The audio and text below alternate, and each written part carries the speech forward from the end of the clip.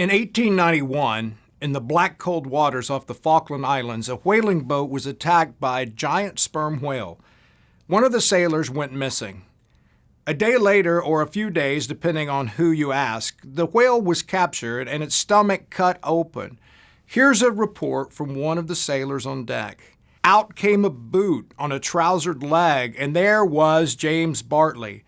His skin was bleached white, and he was nearly blinded by the digestive acids in the whale's stomach. He went on to live another 18 years and now rests under a tombstone which reads, James Bartley, a modern-day Jonah.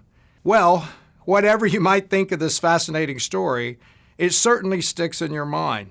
There's been plenty of doubt cast on it, as well as several retellings that don't quite add up, and yet it's still an image that stays with us. Almost everyone knows the story of Jonah and the whale, a story that should make us think and rethink about the way we look at God and the way we look at our place in the grand narrative of the world. Jonah is unique because it is essentially a story of a story. Most prophet books are about the words the prophet brings. This book is about the prophet who brings the words.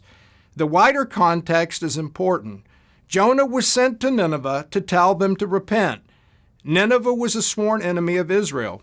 Jonah didn't want to see them repent and be saved from destruction, so he fled to sea. When a violent storm arose, he told the sailors he was to blame and they should cast him overboard. He was swallowed by a whale and regurgitated on land 3 days later. He fulfilled the mission he was given and then got angry when the city repented and God forgave them. He screams out at God at the end of the book. But it displeased Jonah exceedingly, and he was angry. And he prayed to the Lord and said, O Lord, is not this what I said when I was yet in my country? That is why I made haste to flee to Tarshish. For I knew that you are a gracious God and merciful, slow to anger and abounding in steadfast love, and relenting from disaster. Even after Jonah tried to commit suicide, God turns the whole thing on its head to get his merciful will done.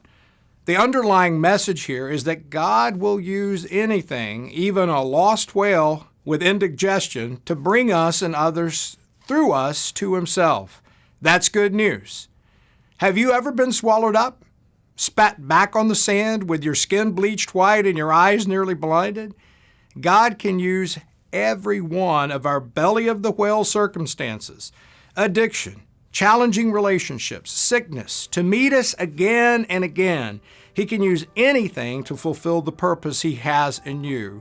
So where and how is God meeting you? I'm Greg Williams, speaking of life. Thanks for watching this episode of Speaking of Life.